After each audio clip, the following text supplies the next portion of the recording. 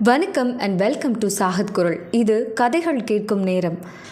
கடற்கரை ஓரமாக ஒரு பெரிய மரம் ஒன்று வளர்ந்துருக்கு. அதோட கிளை ரொம்ப நீண்டு கடல் நீருக்கு மேலே வளர்ந்துருக்கு.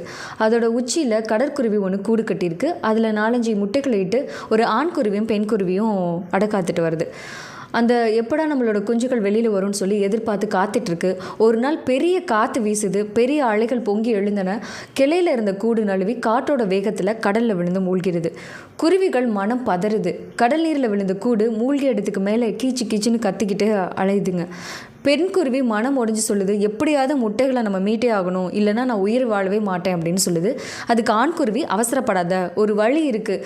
நம்மளோட கூடு கரையோட ஓரமாக விழுந்திருக்கு. கூட்டோட சேர்ந்து முட்டை விழுந்ததுனால நிச்சயமாக உடஞ்சிருக்காது. அதனால் இந்த கடலில் உள்ள தண்ணீர் எப்படி வற்ற வச்சு எடுத்துடலாம் அப்படின்னு சொல்லுது. அதுக்கு பெண் குருவி, எப்படி கடல் தண்ணி வற்ற வைக்க முடியும் அப்படின்னு கேட்குது.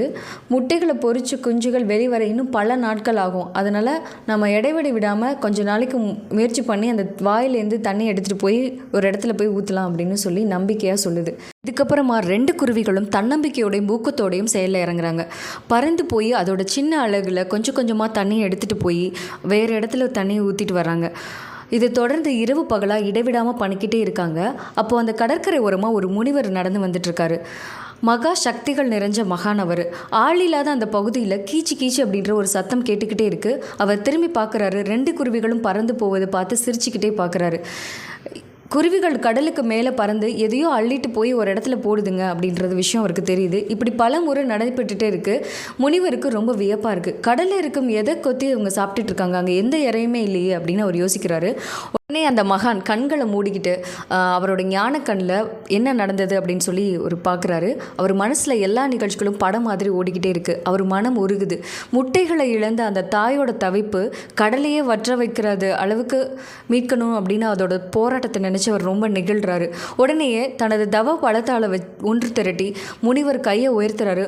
அடுத்த நேரமே கடல் சில அடிகள் பின்வாங்குது. அங்கே கூட்டோட இருந்த முட்டைகள் கிடக்கு. குருவிகள் அதை பார்த்து குதூகலமாக கீச்சிடுது. ஆளுக்கு ஒரு முட்டைகளை பற்றிக்கிட்டு போய் வேறு இடத்துல சேர்க்குறாங்க. நான் அப்போதே சொன்னேன் பாத்தியா, நமது ஒரு நாள் உழைப்பு கடல் நீரை குறைச்சிருச்சு, முட்டைகளை நம்ம மீட்டுட்டோம் பாத்தியா அப்படின்னு அந்த ஆண் குருவி பெருமிதமாக சொல்லுதான். முனிவர் சிரிச்சுக்கிட்டே அவர் போயிடுறாரு. இங்கே குருவிகள் முட்டைகளை மீட்டது அதோட உழைப்பாலா இல்லை முனிவரோட அருளாலா? ஆனால் அந்த குருவிகளுக்கு முனிவர் அப்படின்ற ஒருத்தர் பற்றிய தவ வலிமை என்றால் என்ன அப்படின்றத பற்றி எதுவுமே தெரியாது. ஆனால் தன்னம்பிக்கையோட கடல் நீரை அள்ளிச்சு. அதே சமயம் அந்த குருவிகள் எந்த முயற்சியுமே அந்த முட்டைகளை காப்பாற்றுறதுக்கு எதுவுமே பண்ணாமல் இருந்திருந்தனா அந்த முனிவர் அவர் பாட்டுக்கு வந்த வழியிலே போயிருப்பார். அதுகள் செய்த முயற்சினால் மட்டும்தான் அவர் உதவணும் அப்படின்ற ஒரு தோணிருக்கு. இப்போது இங்கே முட்டைகள் மீட்கப்பட்டது குருவிகளாலேயும் தான், முனிவராலேயும் தான். முனிவரோட ஆற்றல் அதுக்கு பக்கபலமாக வந்து சேருது. குருவிகளோட உழைப்பு அதுக்கு அடிப்படையாக அமைஞ்சது.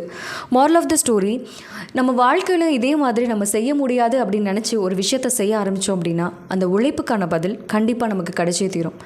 இதே மாதிரியான இன்ட்ரெஸ்டிங்கான ஸ்டோரியை தெரிஞ்சுக்கிறதுக்கு சாகத் குரல் சேனலை சப்ஸ்கிரைப் பண்ணுங்கள். நன்றி.